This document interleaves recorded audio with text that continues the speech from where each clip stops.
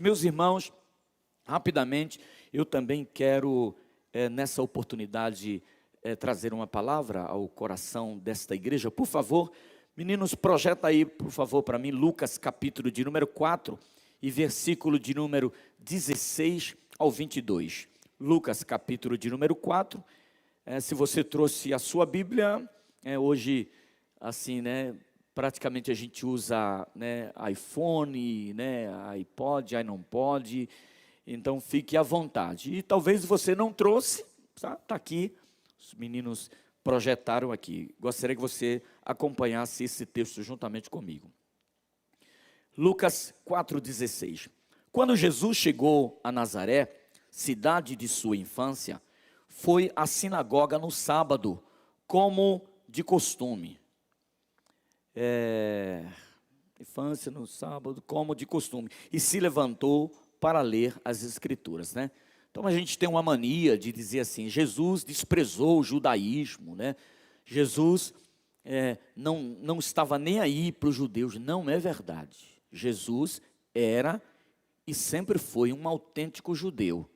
A prova é que o texto que está aqui diz que ele participava, que ele ia na sinagoga, né? Os judeus vão na sinagoga, ele ia na sinagoga como de costume. Então era costumeiro de Jesus ir na sinagoga. Mas o impressionante é que ele se levantou para ler as Sagradas Escrituras. Claro que não era o Novo Testamento, né? Não tinha o Novo Testamento. Normalmente eles faziam uma leitura da Tora, né? Dos 5 livros ali, de Gênesis a Deuteronômio, né? Eles faziam leitura também ali dos outros livros, mas normalmente era essa. E eram 2 leituras que eles na realidade faziam. Bem, entregaram-lhe o livro do profeta Isaías. Então o assistente tinha alguém, só que não era, irmãos, como é hoje, a Bíblia 66 livros dentro de um livro. Não eram rolos. Então, o rolo do profeta Isaías era um rolo muito grande, muito pesado. Então, o assistente vinha e trazia aquele rolo, e quem ia ministrar, né, abria aquele rolo, e o texto diz que Jesus fez justamente isso. O assistente entregou o livro do profeta Isaías, e ele o abriu e encontrou o lugar onde estava escrito: o Espírito do Senhor está sobre mim, pois Ele me ungiu para trazer as boas novas aos pobres. Ele me enviou para anunciar que os cativos serão soltos, os cegos verão, os oprimidos serão libertos, e que é chegado o tempo do favor do Senhor.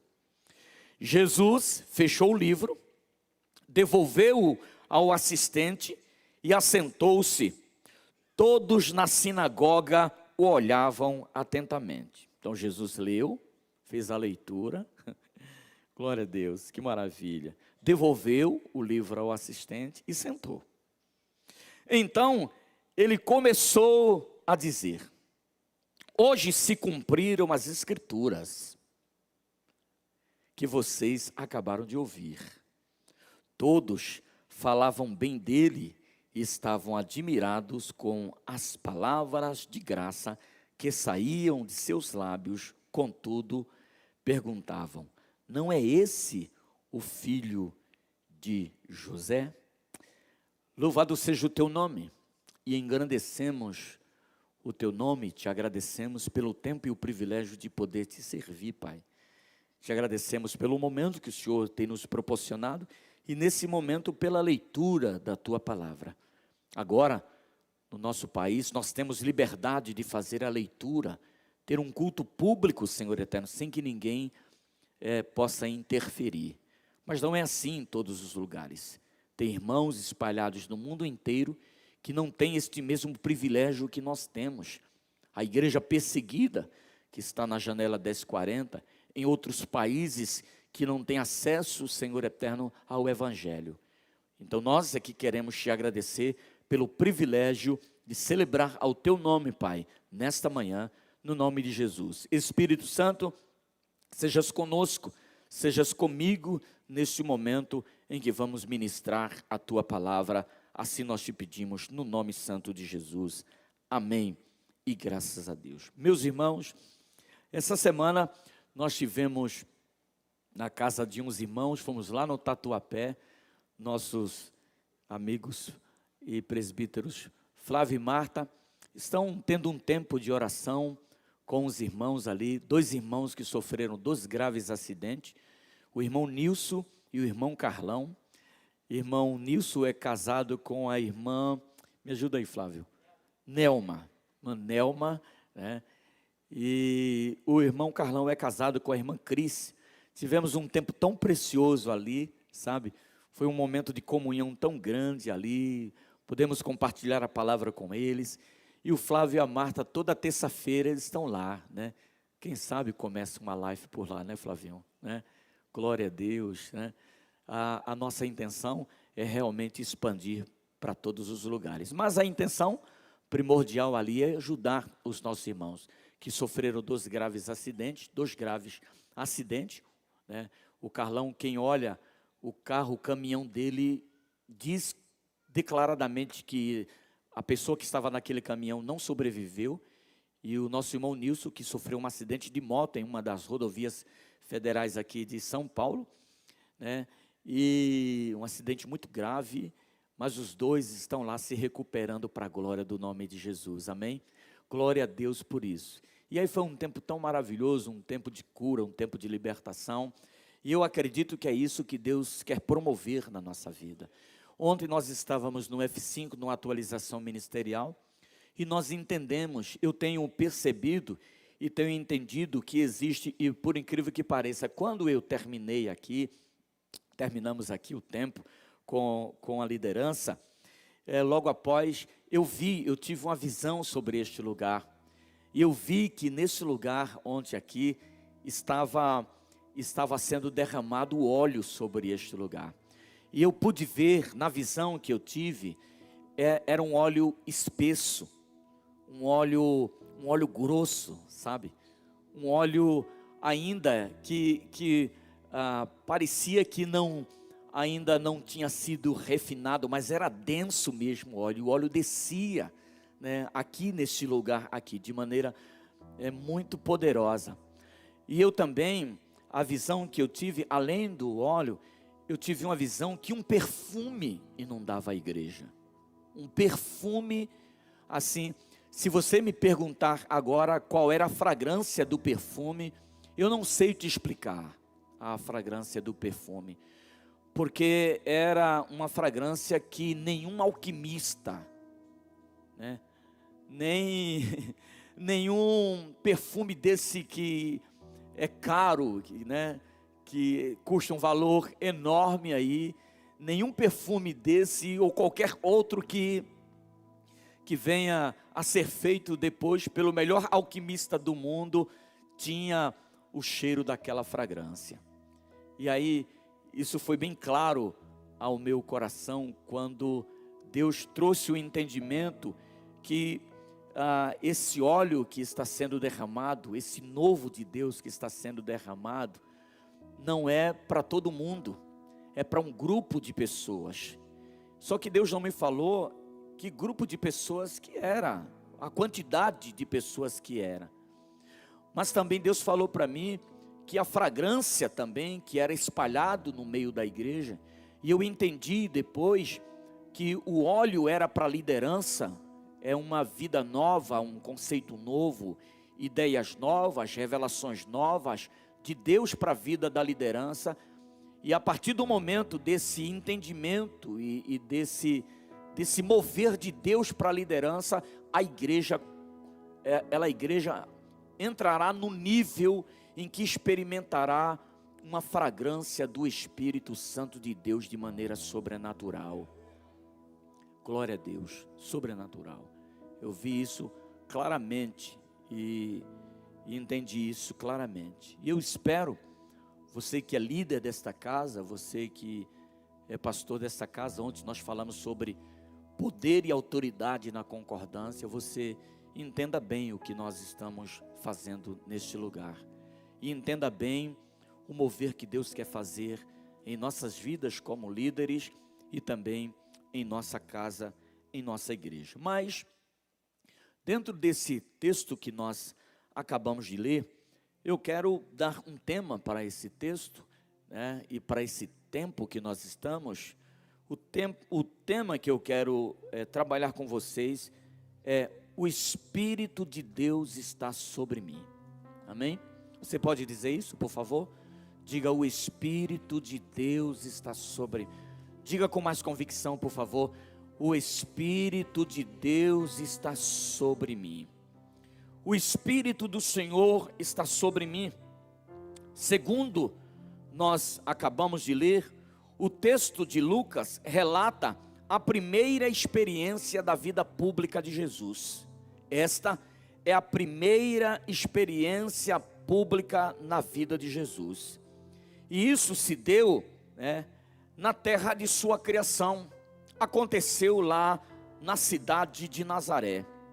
Na linguagem de hoje, Jesus foi para a sua capela, ou foi para a sua comunidade, e ele foi convidado para fazer parte da equipe litúrgica do culto,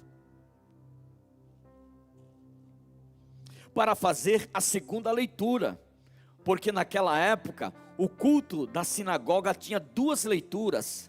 A primeira era tirada da lei e a segunda leitura era tirada dos profetas. Jesus, abrindo o livro do profeta Isaías, encontrou a passagem que diz: o Espírito do Senhor está sobre mim, porque Ele me consagrou para anunciar as boas notícias, que são boas novas, ou evangelho, boas notícias aos pobres. Enviou-me para proclamar a libertação aos presos e aos cegos a recuperação da vista, para libertar os oprimidos e para proclamar o ano, aleluia, da graça do nosso Senhor. Não que ele encontrasse essa passagem por acaso. Jesus, o intuito não era um acaso, aquele momento não era um acaso da vida de Jesus, muito pelo contrário. Jesus procurou até achar, porque no momento em que o assistente traz o livro do profeta Isaías, ele procurou o texto, pois ele identificava a sua missão com aquilo que o profeta Isaías estava escrevendo, ou tinha escrito. Por isso, na hora da homilia, na hora da pregação, começou com a frase chocante: hoje se cumpriu essa passagem da Escritura que vocês acabaram de ouvir. Jesus identificou a sua missão com a do capítulo 61, do versículo de número 1 ao 11 do profeta Isaías. Por favor, coloca para mim, meninos, para a gente, aí na projeção, para a gente fazer a leitura. O Espírito do soberano Senhor está sobre mim, porque o Senhor me ungiu, ou porque o Senhor ungiu-me para levar boas notícias aos pobres. Enviou-me para cuidar dos que estão com o coração quebrantado, anunciar liberdade aos cativos e libertação das trevas aos prisioneiros, para proclamar o ano da bondade do Senhor e o dia da vingança do nosso Deus, para consolar todos os que andam tristes e dar a todos os que choram em Sião uma bela coroa em vez de cinzas, óleo de alegria em vez de pranto, e um manto de louvor em vez de um espírito angustiado, um espírito deprimido. Eles serão chamados carvalhos de justiça, plantio do Senhor para manifestação da sua glória. Eles reconstruirão as velhas ruínas e restaurarão os antigos escombros, renovarão as cidades arruinadas que têm sido devastadas de geração em geração. Gente de fora vai pastorear os rebanhos de vocês, estrangeiros trabalharão em seus campos e vinhas, mas vocês serão chamados sacerdotes do Senhor, ministro do nosso Deus. Vocês se alimentarão das riquezas das nações, e do que era o orgulho delas, vocês se orgulharão. Em lugar de vergonha que sofreu, o meu povo receberá porção dupla, e em vez de humilhação, ele se regozijará em sua herança, pois herdará a porção dupla em sua terra e terá alegria eterna. Porque eu, o Senhor, amo a justiça, odeio o roubo e toda maldade. Em minha fidelidade os recompensarei, e com eles farei aliança eterna. Seus descendentes serão conhecidos entre as nações, e sua prole entre os povos, pois todos os que virem reconhecerão que eles são um povo abençoado pelo Senhor. É grande o meu prazer no Senhor, regozijar-se-á a minha alma em meu Deus, pois Ele me vestiu com as vestes de salvação, e sobre mim pôs o manto de justiça, qual noivo que adorna a cabeça como um sacerdote, qual noiva que se enfeita com joias. Porque assim como a terra faz brotar e plantar, e o jardim faz germinar a semente, assim o soberano Senhor fará nascer a justiça e o louvor diante de todas as nações. Glória a Deus. Anunciar as boas notícias aos pobres. O Evangelho é boas notícias, não uma série de leis e nem de práticas rituais e nem de uma moral, mas uma experiência com Deus que traz alegria e felicidade, especialmente para os pobres. Portanto, Jesus toma posição, e o que é boa notícias para uns, às vezes é má notícias para o outro. O que é boa notícias para o oprimido, é má notícias para o opressor. A não ser que o opressor mude de vida, não existe uma boa notícia neutra, igualmente boa para todos. E quem são os pobres citados por Jesus? Aqui não é pobre de espírito, literalmente do que diz o texto, e nem de coração e nem de fé. É o pobre mesmo, é aquele que não tem nem sua vida diária, melhor dizendo, o suprimento de sua necessidade. Lucas usa o termo grego que significa, irmãos, quando Jesus está dizendo que são boas notícias aos pobres, o texto de Lucas é claro no original, que dá a intenção de propagar essa palavra como indigente. Pessoas que não têm identidade, pessoas que estão vagando nesse mundo e que precisa que o Evangelho seja anunciado. Com certeza, em nossa sociedade, em nossas vidas, no nosso viver, no nosso cotidiano, existem dezenas e centenas de milhares de vidas que estão sendo excluídos. Jesus veio para proclamar a libertação aos presos, não só aos que estão nos cárceres, mas aqueles que estão vivendo em aprisionamentos, sem gozar da liberdade dos filhos de Deus, presos hoje pelas consequências de suas escolhas no passado, de seus pecados, de seus ressentimentos, de suas amarguras, de suas dores do passado, presos pelas correntes da religiosidade, da opressão, do álcool, das drogas, da falta de paternidade e de tudo que oprime.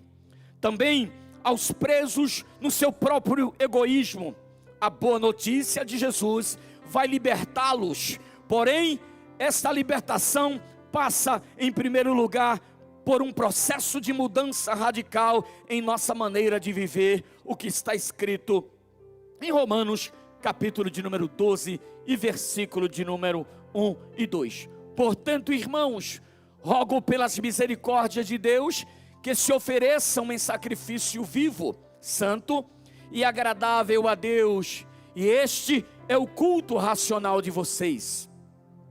Não se amoldem aos padrões, ou ao padrão, melhor dizendo, deste mundo, mas transformem-se pela renovação da sua mente, para que sejam capazes de experimentar e comprovar a boa e agradável, perfeita vontade do nosso eterno Pai. Proclamar, aleluia, a libertação aos presos, proclamar a libertação aos pobres, mas Jesus veio também para recuperar a vista aos cegos. Quanta gente cega, meus irmãos, quanta gente cega não só fisicamente, quantas pessoas que não podem ver fisicamente, mas quantas pessoas cegas, infelizmente, pelas ideologias dominantes, que não conseguem ver a realidade do mundo de Deus, cegas pelas falsas doutrinas, cegas pelas utopias alienantes da manipulação, melhor dizendo, da informação pelos meios de comunicação, dominados pela elite, que querem de toda forma fazer a cabeça das pessoas. Quantos cegos diante da possibilidade de mudanças, através de forças históricas da religião, que ainda estão presas ao contexto religioso daquilo que aprenderam no passado e ainda carregam esta religiosidade. Vale a pena notar que o texto enfatiza recuperação da vista, não a doação dela, ou trata-se de ajudar os que uma vez ouviram, melhor dizendo, a realidade e agora podem ver com os olhos de Deus, porque tiveram as suas vistas recuperadas. Os filhos de Deus chegaram, aleluia, os filhos de Deus estão em cena, os filhos de Deus estão prontos para recuperar a vista daqueles que estão infelizmente cegos. Mas Jesus também veio para libertar os oprimidos. Aqui está, aleluia, um texto fundamental, e aqui está condensado o eixo fundamental das Sagradas Escrituras. O Êxodo como processo permanente. No livro do Êxodo, Deus se identificou, aleluia, com os oprimidos. Êxodo capítulo de número 3 e versículo de número 7 ao 10. Disse o Senhor: de fato tenho visto a opressão sobre o meu povo no Egito, tenho escutado o seu clamor por causa dos seus feitos, e sei quanto eles estão sofrendo. Por isso desci para livrá-los das mãos dos egípcios, e tirá-los daqui para uma terra boa e vasta, onde há leite e mel com fartura, a terra dos cananeus, dos hititas, dos amorreus, dos fariseus, dos heveus e dos jebuseus. Pois agora o clamor dos israelitas chegou até mim, e tenho visto como os egípcios os oprime. Aleluia. Vá, pois, agora, eu o envio ao faraó para tirar do Egito o meu povo, os israelitas. Então Deus, com sua graça e com sua bondade, também está nos empenhando como igreja para trazer liberdade aos oprimidos, ou liberdade aos cativos. Mas Jesus também veio para proclamar o ano da graça do Senhor, o ano da graça do nosso Deus, o ano do jubilar, memória da proposta de Levíticos, capítulo de número 25, o ano do perdão das dívidas, da libertação dos escravos, da devolução das terras aos seus verdadeiros donos. Como concretizar, bispo, na realidade em que estamos vivendo essa palavra que ouvimos nesse dia de hoje? O que significa, bispo, hoje o perdão das dívidas, a libertação dos escravos e a devolução das terras aos donos originais? Podemos tomar como posse do que Jesus disse: quando ele entendeu as Escrituras, ele leu o texto e logo disse que aquele texto se referia a ele próprio.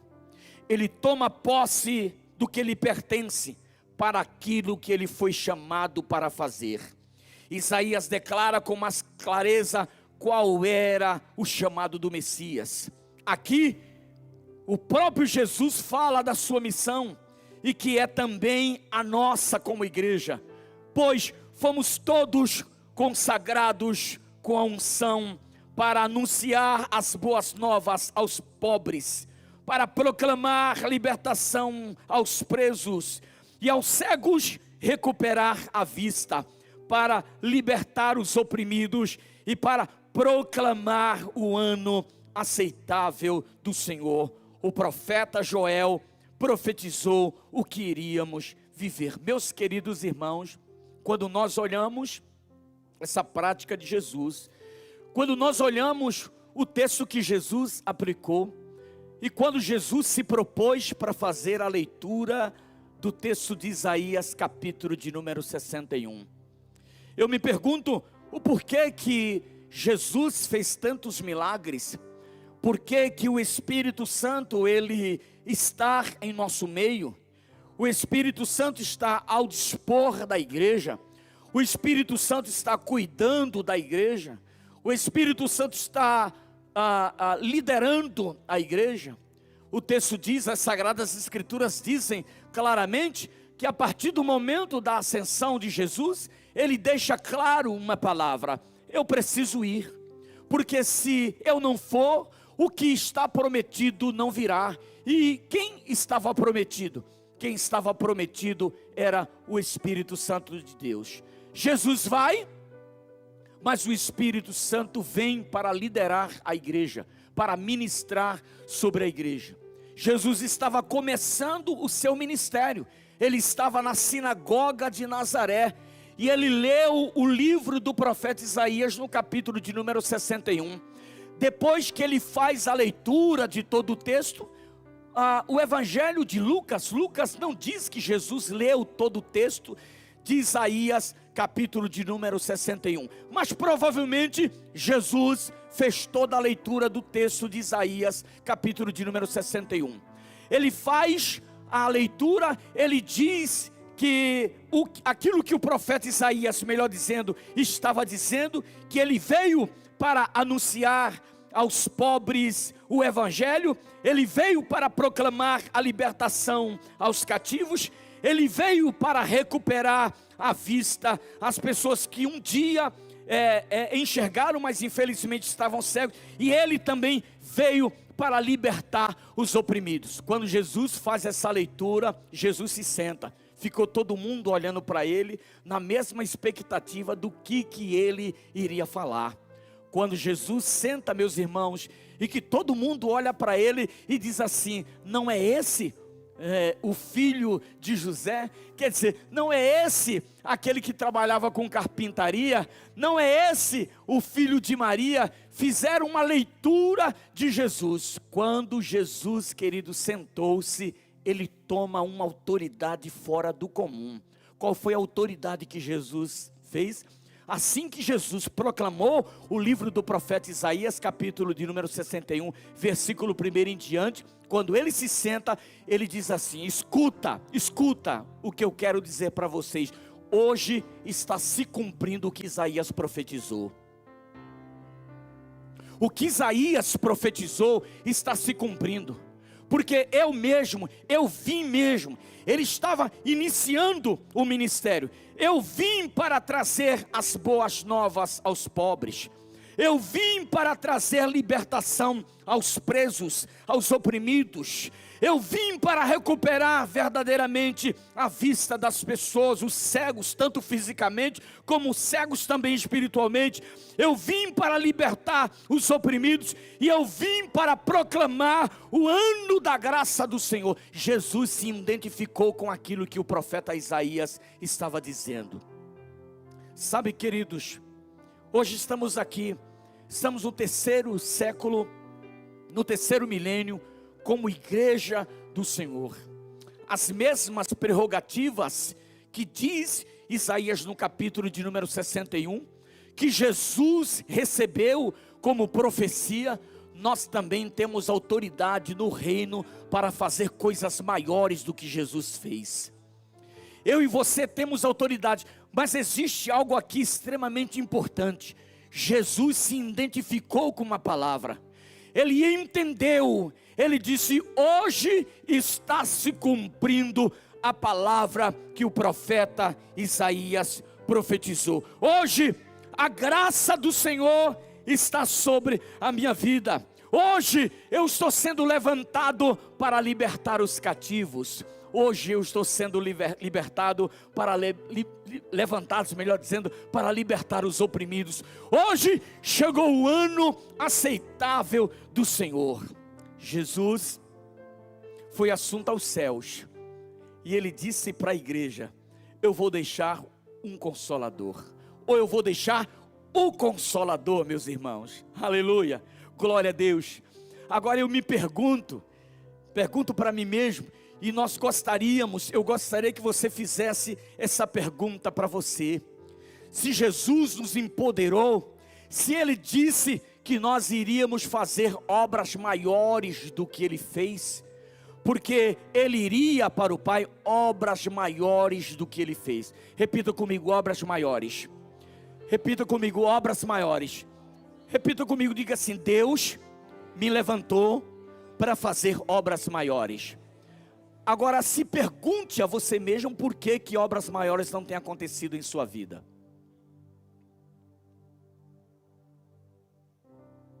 Por que sua vida cristã é tão apática?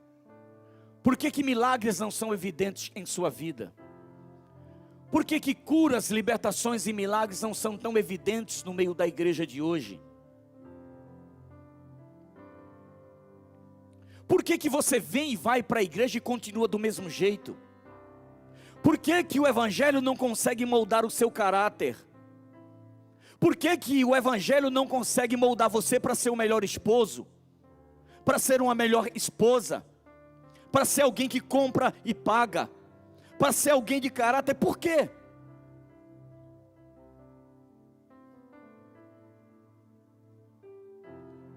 O evangelho perdeu a eficácia? A palavra de Deus não é mais a mesma?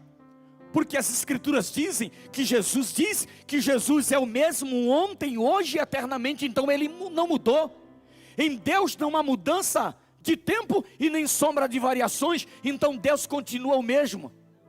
Deus continua operando, Deus continua sarando, Deus continua curando, Deus continua transformando. Mas por que as pessoas de hoje não são transformadas?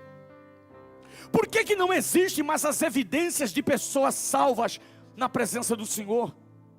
Por que a sua vida inteira cristã, por que você não consegue desenvolver uma vida cristã salutar, saudável? Por que uma semana você está bem, na outra semana não está? Como disse meu amigo Flávio, por que na segunda-feira você está bem, na terça não está? Por que as coisas sempre acontecem em sua vida e você não consegue vencer, essas coisas? Por que você não consegue vencer o pecado? Por quê? Você já se perguntou por isso? Você já fez essa pergunta? Por que, Deus, que eu não consigo vencer essas etapas da minha vida? Por que eu não consigo vencer algumas coisas que estão dentro de mim? Por que, Senhor, que eu não consigo vencer? Sabe o que Jesus fez? Quando Jesus fez a leitura da palavra, assim que ele acabou de ler, ele disse: escuta, essa palavra que eu li diz respeito a mim, diz respeito para aquilo que eu fui chamado, diz respeito para aquilo que Deus me propôs para fazer. E aí quando nós olhamos, lá no livro do profeta Joel, no capítulo de número 2, e versículo de número 28 e 29, diz assim: e depois disso, derramarei do meu espírito sobre todos os povos, os seus filhos e suas filhas profetizarão, os seus velhos terão sonhos, os jovens terão visões, até sobre os servos e as servas derramarei do meu espírito naqueles dias. Então existia uma promessa, a promessa estava lá no capítulo de número 2 do profeta Joel. Jesus vem, meus amados, Jesus implanta o reino de Deus, as boas novas. Ele diz, fala para as pessoas daquilo que Deus chamou ele para fazer, para curar, para repreender, para expulsar os demônios. Agora ele diz também para nós, como igreja do século 21, vocês foram chamados para fazer coisas maiores do que eu fiz, coisas maiores do que Jesus fez. E o que Jesus fez? Olha as Sagradas Escrituras, olha o texto, olha os evangelhos, a proclamação da graça de Deus. Onde que Jesus andava, irmãos, ele não andava simplesmente por andar, ele andava em poder, ele andava em virtude. O cego era curado, o coxo era curado, era restaurado o casamento, vidas eram restauradas. Por quê? Porque Jesus entendeu qual era o propósito de Deus para a vida dele. E aí Jesus disse: eu vou para o Pai, vocês não vão ficar órfãos. Eu quero condicionar a vida de vocês e fazer vocês entender que vocês só vão se movimentar e ser quem verdadeiramente Deus chamou para vocês fazerem através do Espírito Santo. Sabe por que você não consegue mudar? Sabe por que a sua vida continua a mesma? Você que está me assistindo ou você que está aqui. Sabe porque existem erros sucessivos em sua vida? Sabe por quê?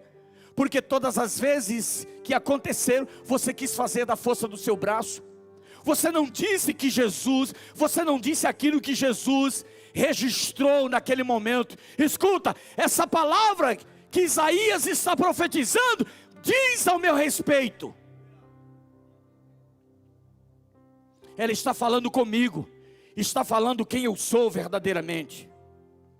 Então, só vamos conseguir verdadeiramente ser um filho de Deus, abençoados por Ele, quando entendermos qual é o nosso propósito aqui. Assim como Jesus entendeu quando Ele fez uma leitura do profeta Isaías, assim como Ele compreendeu que era aquele momento que Deus estava para se manifestar na vida dele, assim como ele entendeu que ali em Nazaré era o marco da história da vida dele, queridos, nós precisamos entender isso. Sabe, irmão, sabe, Igreja Bíblica Ágape, sabe, meu querido jovem, meu querido adolescente, sabe, meu querido musicista, sabe, meus irmãos, chegou a hora de nós fazermos a leitura do texto e entendermos, meus amados, que Deus tem um propósito fundamental para nossas vidas. E qual é o propósito, meu bispo? O propósito é abençoar este mundo. E como você abençoará outros, se nem mesmo você está fluindo na vida em Deus? Temos a mesma autoridade que o Pai deu a Jesus, e automaticamente Ele deu o Espírito Santo, aleluia, para a igreja, para andar em milagre assim como ele andou.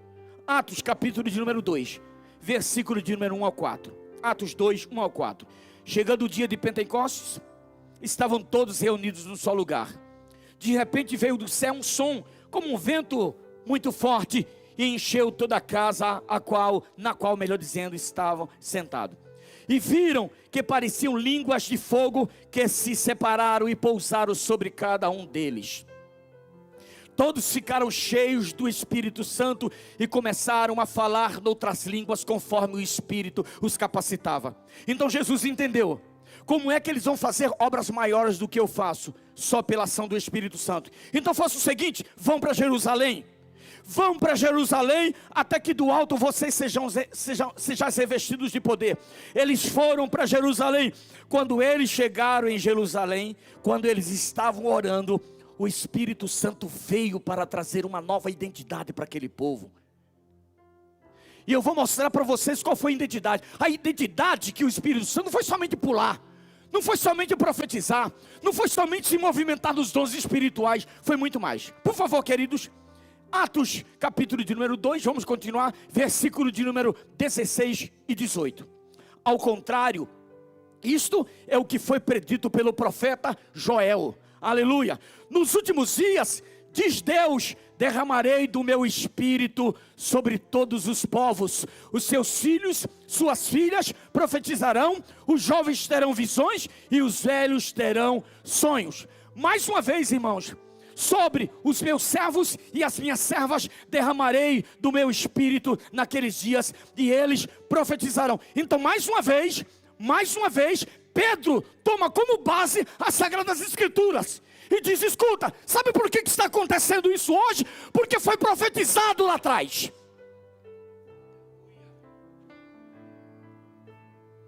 Toma posse daquilo que a palavra de Deus nos diz. Toma posse daquilo que as Escrituras nos diz. Irmãos, as Sagradas Escrituras está cheia e repletas de promessas de Deus. Só vive vazio, só anda em milagres quem quer, porque Deus já colocou em sua palavra tudo que eu e você precisamos.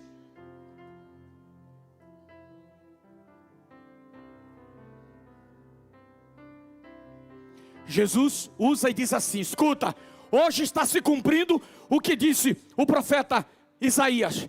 Pedro, no momento do Pentecoste, Pedro disse: está se cumprindo o que disse Joel. E o que nós fazemos?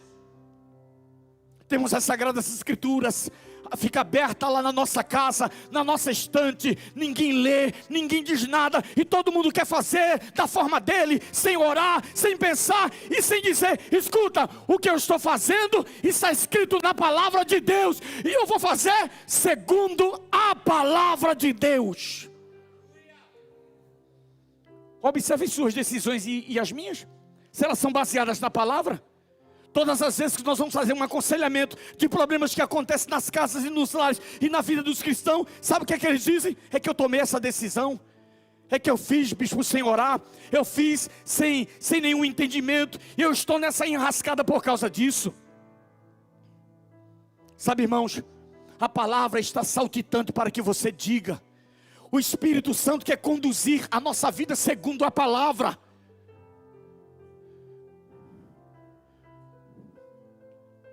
Olha só o que diz o texto. Na continuação, Atos 2, 39 a 41. Pois a promessa é para vocês, para os seus filhos e para todos. A promessa é para quem? Para quem, irmãos? Para quem, irmãos? Para quem são as promessas? Para quem são as promessas? Quem tem Bíblia aí? Quem tem Bíblia? Levante seu iPod, o que você entende aí. Levante assim. Isso, levante aí. Isso. As promessas são para quem? São para quem? Para todos, para nós. As promessas são para quem? Olha para o irmão que está do seu lado, diga: a promessa é para você. Diga: a promessa é para você. Diga: a promessa é para você. Aleluia. Agora olha só o que o texto diz. Pois a promessa é para vocês, para seus filhos. A promessa é para quem? A promessa é para quem? Para nós. E para quem? É para Laura, é para a Cíntia e para o Silas, é para a Louama e para a Ruth, é para o Mateus, é para a Helena, é para o Arthur, é para os nossos filhos. Não é somente para mim. Deus quer nos fazer entender isso, igreja. A palavra está recheada. Nós precisamos entender e dizer: escuta, o que vai acontecer na minha casa não é somente para mim, mas é para os meus filhos.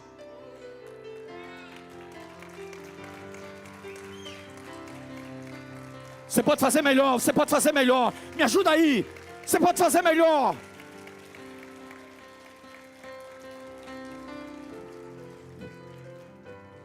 Porque ele está dizendo o que o profeta Joel disse.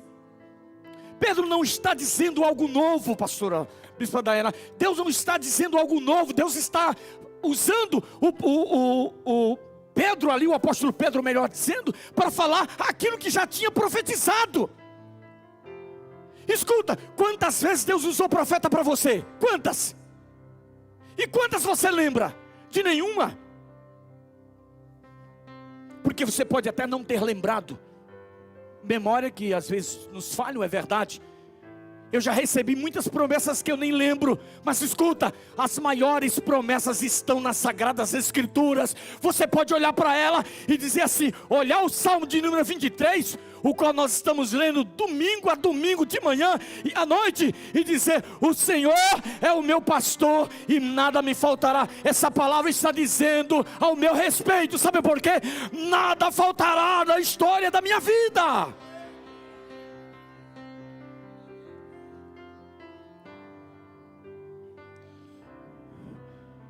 Aleluia. Dê sequência, por favor. Com muitas outras palavras, os advertia e insistia com eles: salvem-se dessa geração corrompida. Os que aceitaram a mensagem foram batizados, e naquele dia houve um acréscimo de cerca de 3.000 pessoas. No mesmo livro, Atos capítulo 2, versículo de número 42 ao 47, estou terminando. Eles se dedicavam, vocês sabem, né? Ô irmão, cadê a bispa Claudelina? Colocou aquele meme lá, quando o pastor disse que está terminando, ele leva mais 15 minutos. Eles se dedicavam ao ensino. Vamos lá, comigo aqui, comigo, vamos lá. Então o que aconteceu? O Espírito Santo veio e moveu aquela igreja, e todos foram cheios. E Pedro disse, é uma promessa, não somente para vocês, mas para seus filhos, para seus netos, para os servos, para todos. Todos vão ser cheios do Espírito Santo. Todos, repita comigo, todos. Todos. Se você não é cheio do Espírito Santo, você não é porque você não quer.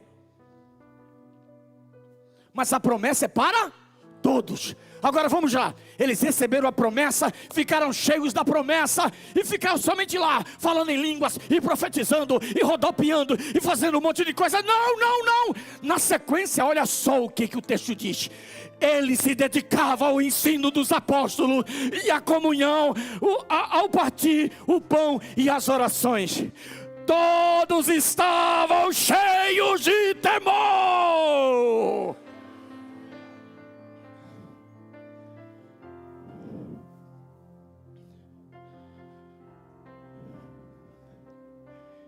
E muitos, e muitas, e muitas, e muitas, e muitas, só maravilhas e sinais eram feitos pelos apóstolos. Os que criam mantinham-se concordância, mais uma vez.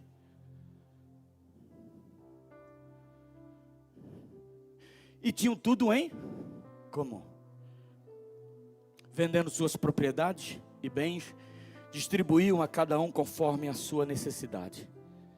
Todos os dias, somente segunda na casa, somente no domingo de manhã. Vocês entenderam?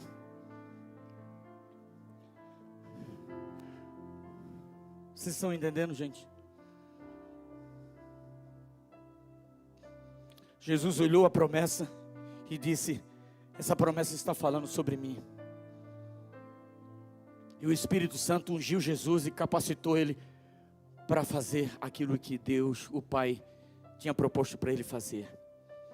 Só que Jesus disse, eu quero que os meus discípulos falem mais. Eu quero que eles sejam mais ousados. Então a promessa foi o seguinte, vocês não vão fazer somente o que eu fiz, vocês vão fazer maiores. Porém, para fazer maiores, vocês precisam não somente de um pinguinho do Espírito Santo. Eu vou inundar vocês da presença do Espírito. E eu quero que vocês vão para Jerusalém, até que do alto sejais revestido de poder. Quando a igreja entendeu isso, que o Espírito Santo veio, aí Pedro novamente usa a palavra e diz, escuta, o que está acontecendo isso, não é por causa das nossas orações, não é porque a gente orou demais, ou porque a gente jejuou demais, é porque eu sou um crente melhor e mais santo do que o outro, é porque eu sou mais intercessor do que o outro. Não, Pedro disse, o que está acontecendo hoje, já tinha uma promessa sobre nossa vida. Deus iria derramar do seu Espírito sobre toda a carne.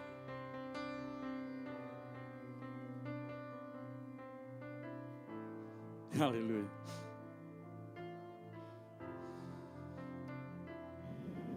Temos a mesma autoridade que o Pai deu a Jesus. E automaticamente Ele deu o Espírito Santo para a igreja. Então, meu irmão, Por que você ainda não está andando em milagres? Por que você não consegue ser firme?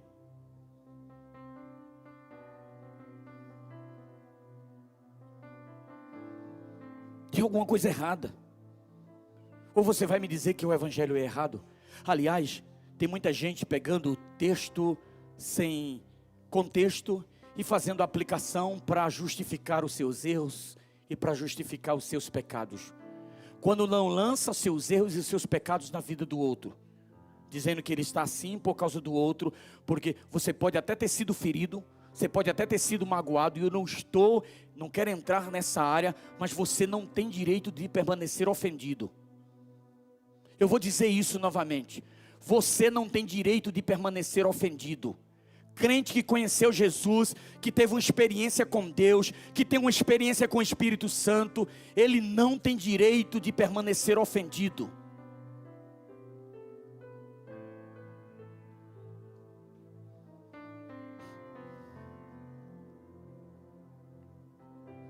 O evangelho é boas novas, boas notícias. Por favor, Ministério de Louvor, rapidamente aqui. O que verdadeiramente está faltando é uma compreensão clara da pessoa do Espírito Santo, porque tudo que deve ser feito é com Ele e para Ele. O Espírito Santo é quem comanda toda a manifestação do reino de Deus em sua vida. O Espírito Santo é quem comanda toda a manifestação do reino em suas finanças. O Espírito Santo é quem comanda toda a manifestação do reino no seu caráter. O Espírito Santo é quem comanda toda a manifestação do reino em sua vida familiar. Ele é quem comanda. Porque se entendemos que o Espírito Santo é quem comanda as nossas vidas, nós vamos falar como Jesus disse. Nós vamos dizer como Jesus disse. É isso que está profetizado sobre mim. E o que é que está profetizado sobre mim? O que está profetizado sobre mim está no Salmo de número 91. Aquele que habita no esconderijo do Altíssimo, a sombra do Onipotente descansará. Direi do Senhor, Ele é o meu Deus, o meu refúgio e a minha fortaleza, e nele confiarei, porque Ele te livrará do laço do passarinheiro. O texto, irmãos, o texto das Sagradas Escrituras fala sobre a gente, fala sobre nós.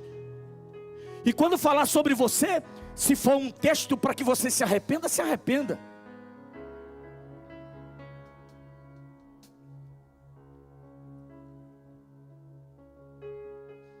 Eu preciso me identificar com aquilo que a palavra de Deus pensa ao meu respeito.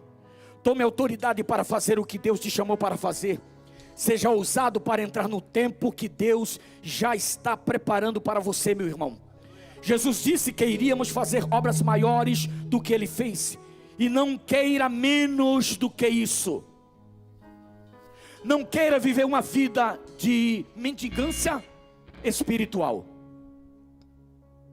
Se achando coitadinho, é a coitadinha da família, porque ninguém olha para você, porque ninguém te vê. Tome posse da palavra. E diga: alguém pode até me desprezar, é fato. Minha família pode até me desprezar, como já me desprezou. Mas não é para lá que eu olho. Eu olho para Jesus, que é o autor e consumador da minha fé. Eu quero declarar o que a palavra de Deus diz, meu irmão. Deixando as coisas que para trás ficam, avanço para aquelas que estão adiante de mim. Não fique lambendo as suas feridas do passado. Não fique olhando para as pessoas que te machucaram. Tome posse da palavra de Deus e diga: é para isso que Deus me chamou para fazer. Aleluia. Seja ousado para entrar no tempo de Deus. Deus já está preparando um tempo para você, meu irmão. Quando você recebe, pelo amor de Deus, levante as mãos. Aleluia. Deus está reservando esse tempo para você. Jesus disse que iríamos fazer coisas maiores, é verdade. Agora eu te pergunto: como anda todas as suas áreas? Como que anda a sua vida sentimental, suas emoções, sua vida espiritual? Fique de pé, por favor. Sua vida financeira, seu casamento. É hoje a sua oportunidade de mudar a partir da perspectiva do Espírito Santo, e não da sua própria vida e nem das pessoas que lhe cercam. Porque muitas vezes você gerou perspectiva nas pessoas e nunca deu certo. É hora de mudar de ambiente. É hora de mudar de ambiente que não tem a presença manifesta do Espírito Santo de Deus. Eu quero dizer sobre isso. É hora de mudar de ambiente. Ambientes que não tem a presença do Espírito, que só tem confusão, que só tem disse-me-disse. É a hora de mudar de ambiente para um ambiente que Deus tem reservado. Vocês estão lembrados? O Espírito Santo falou que um óleo novo está vindo e que uma fragrância nova está vindo sobre essa igreja. Eu não tenho dúvida disso. Aleluia. Aleluia. Mas escuta, até agora você fez o seu jeito e deu certo? Não, bispo, não deu certo. Eu quero te convidar para você se render ao Espírito Santo, para viver um tempo novo de Deus. Eu disse hoje, agora mesmo, hoje é o dia aceitável do Senhor. Esse ano ainda dá tempo para ser o ano da virada do Senhor. Não, isso não é um jargão. Não é um jargão, gente. Não é um jargão. É uma palavra profética. E se é uma palavra profética, olhe para o seu espírito e diga assim: Senhor, é sobre isso que o bispo está falando que eu preciso. É sobre o que ele pontuou que eu preciso. Então eu quero declarar que eu vou ser o melhor marido, eu vou ser o melhor esposo, eu vou ser o melhor pai, eu vou ser o melhor trabalhador, eu vou ser Senhor, eu vou ser o melhor crente da história. Eu vou fazer a diferença nesse mundo, Senhor. Jesus tomou como posse aquilo que a palavra de Deus disse ao seu respeito.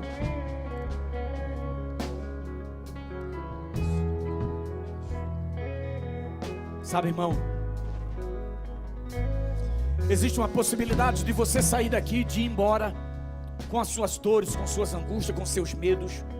Isso não vai ser problema meu, vai ser problema seu, porque você vai continuar do mesmo jeito, da mesma forma. Existe a possibilidade de você sair daqui com os mesmos ressentimentos, com as mesmas angústias, ferido do mesmo jeito. Existe a possibilidade de você sair daqui como o pai que você tem sido, talvez relapso, como o marido que você tem sido, talvez ignorante, talvez como a esposa que você tem sido, não cuidadora da casa, nem da família, nem de seus filhos, nem dos seus negócios. Talvez você saia daqui dizendo assim: eu não preciso melhorar como crente, porque assim do jeito que eu estou tá bom demais. Eu venho, eu me sento, eu escuto, vou embora e continuo do mesmo jeito, e ninguém dá pitaco na minha vida e ponto final. E acabou. Porque isso também vai ser problema seu. Agora não esqueça, você foi exposto à palavra de Deus. Quando Jesus foi exposto à palavra, Ele disse: é isso aí que eu preciso. Essa palavra está dizendo ao meu respeito, está falando ao meu respeito. E quando Jesus tomou posse dessa palavra, o ministério dele começou. Existem muitas promessas sobre sua vida em todas as áreas, finança em todas as áreas. Mas escuta, em primeiro lugar, Deus quer tratar na sua espiritualidade. Porque não adianta Deus te abençoar na sua vida financeira se a sua vida espiritual está um bagaço. Não adianta Deus tratar na sua vida familiar se a sua vida com Deus está um bagaço, se você ainda não assumiu quem você é em Cristo. Mas eu quero fazer um desafio para essa igreja, para você que está aqui nessa manhã.